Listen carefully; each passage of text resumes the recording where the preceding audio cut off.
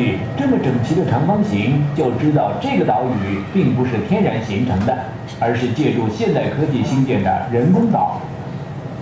日本因为土地资源有限，大阪新建的关西机场只有向海界地，而在距离陆地5公里的海上兴建。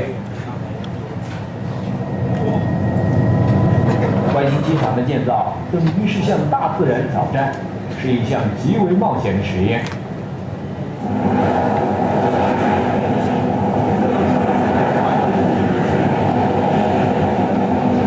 新填的土地会下陷，所以特别建了8个勘测塔，以了解下陷的速度。在机场开放之前，每个月下陷大约5公分。从6年前开始填土兴建以来，这块地已经下陷了10公尺了。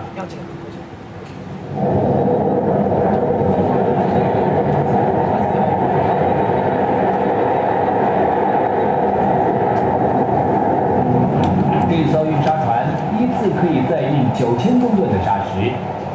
关西机场缔造了一些惊人的数字，比如填埋的沙石高达1亿7800万公吨。用土量相当于建造古埃及最大金字塔的70倍。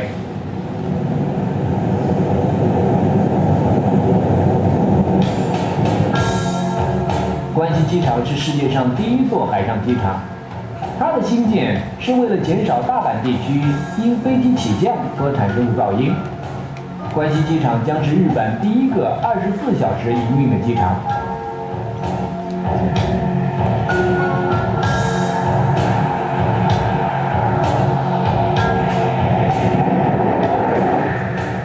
全面开放后，1年将可处理16万次的飞机起降，那将超过东京成田机场的容量。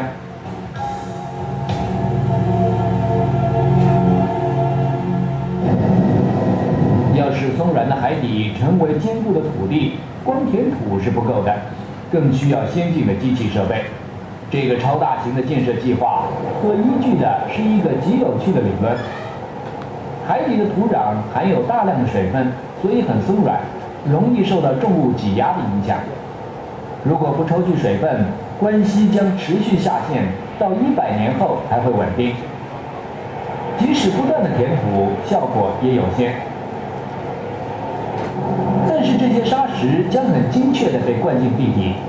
整个作业情况是这样的：填沙机深入松软的粘土层，钻几个洞，抽去粘土，再灌进沙石，然后再把钻管抽走。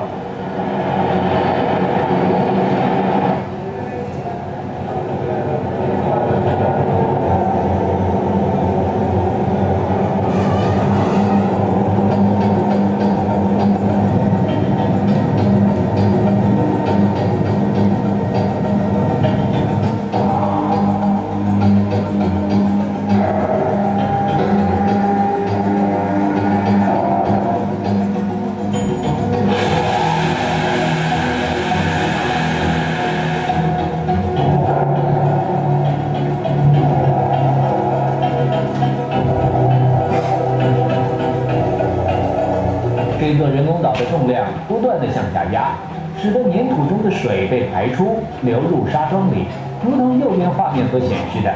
沙桩是利用岛本身的重量，以更快的速度将粘土中的水排出。所以填沙的目的不再使下陷的现象停止，而是为了缩短下陷的时间。如果我们不采取任何措施，关西的建筑物以及跑道将持续下陷100年。运用填沙的方式，只要2年就可以达到相同的结果。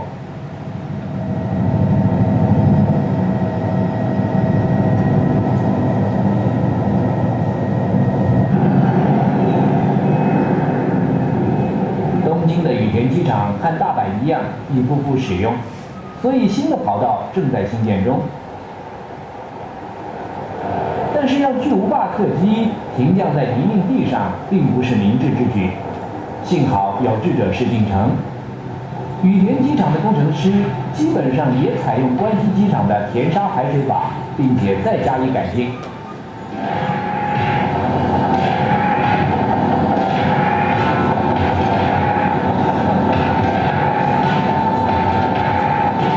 在这么松软的泥泞上，要是行不通的。沙石的底下必须先铺一层合成树脂。关西机场的填沙法对于这块东京湾的泥泞地来说，像是一项临床实验。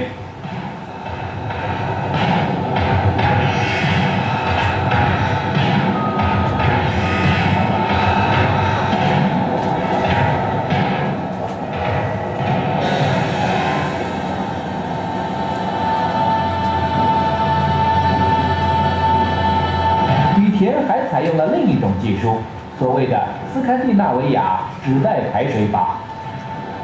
起重机将一卷卷的厚纸送进地底下，企图把水吸干。纸有很强的吸水功能，就好像是一棵树从根部吸收水分供给枝干。纸张中也有相同长度的纤维，可以发挥高度的毛细管作用。由这点看来，纸袋排水的功能与树木极为类似。一定有人以为这些农作物是新品种，的确，从结果来看，它和杨柳相近似，只是生长的速度更快些。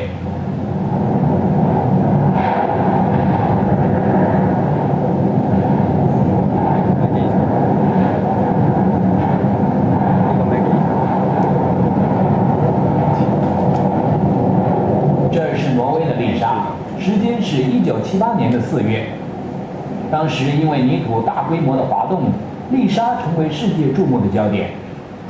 造成这次滑动的元凶是液态粘土，在加拿大与北欧等地也有这一类土质。液态粘土中蕴藏大量的水分，所以容易造成滑动。于是工程师发明了纸袋排水法，把多余的水分导出。一般的粘土受到外力影响时，还是能保存原有的粘性，而液态粘土则会化为一片泥泞。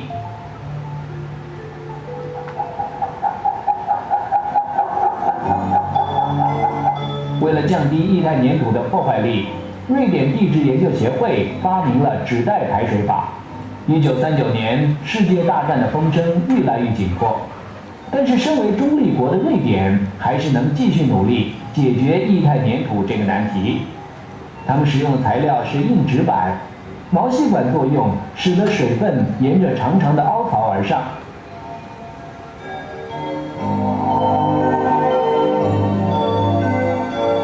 从1939年的瑞典跳回90年代的羽田机场，从表面上看，二者使用的方法似乎没有什么差异。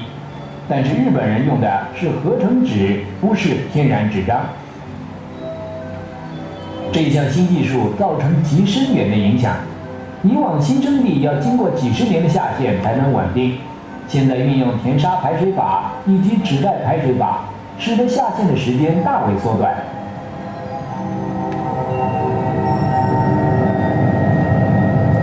从1966年开始新工的神户港也是建在海上。30年后的今天，港口还在下陷。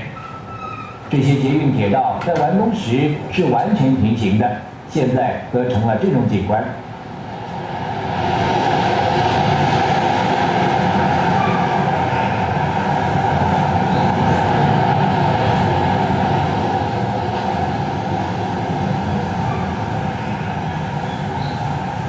科学界当初对神户港下陷的预估显然有误。但是它也提供后人一个宝贵的教训。当1981年开始计划关西机场时，工程师对神户港下陷的问题已有深入的了解。在这一部1981年拍的影片中可以看到，工程师已在机场预定地采取严新的样本。神户港的例子让工程师更为谨慎，他们一共钻了55个洞，采集了1万个样本。在关西机场兴建之初，科学家已经动手先找到指标层了。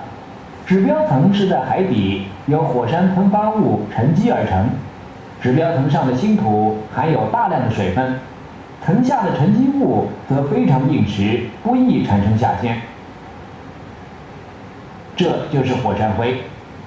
找到了火山灰，科学家就可确定他们已挖掘到粘土的基底。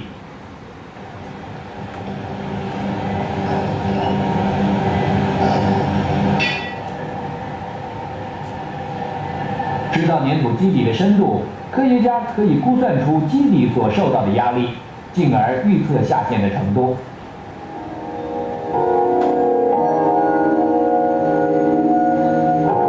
关西机场总管理处原本估计，机场将在50年之内下陷8公尺，但是随着新建计划的进行，很明显的下陷的速度远远超过了他们的预期。于是科学家重新估计，同时要工人请到更多的砂石。最后的预估结果是，关西将下陷超过11公尺。别的不说，光是下陷的预估值从8公尺增加为11公尺，就得多耗费3000万吨的砂石。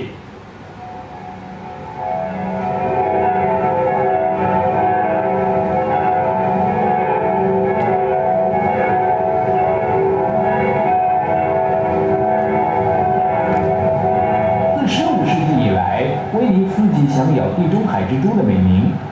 威尼斯人对于地层下陷有深刻的认知。威尼斯的下陷问题已经有1000年的历史。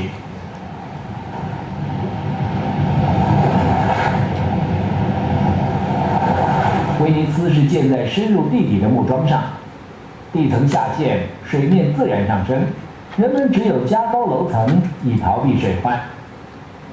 威尼斯的问题是因为它建造在松软的土质上。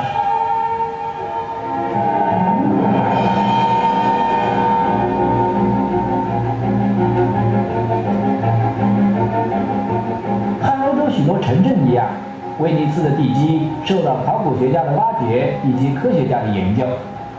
这个动画概略地介绍了一个在7世纪建造在松软土质上的渔村是如何发展成为一个大都市。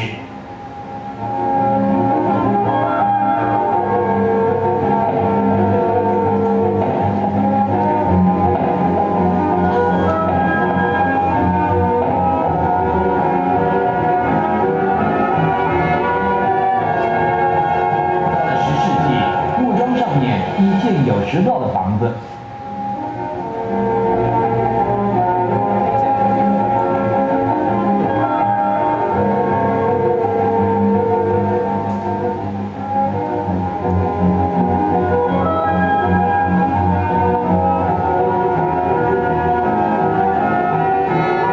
在富庶的中世纪时期，木桩上的建筑物越来越稠密，重量也日益庞大，甚至有大型教堂的出现。这是圣罗伦索教堂。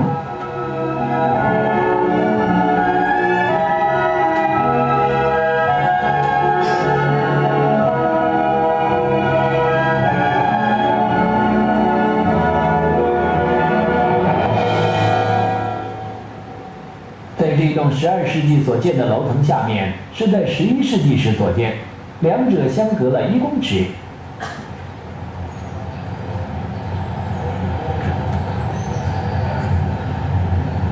圣罗伦索教堂的地层下陷得很快，再往下1公尺是9世纪时所铺的地板，现在已经完全沉没在水里。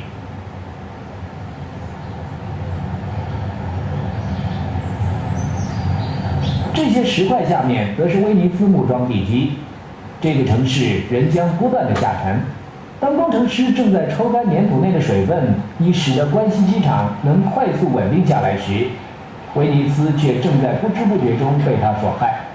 科学家指控工厂抽用地下水吸干了土中的水分，而使得威尼斯下沉得更快。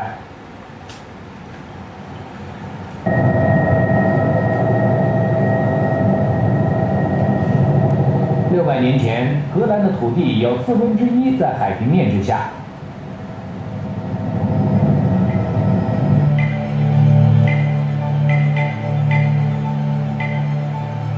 荷兰人是填海造地的专家。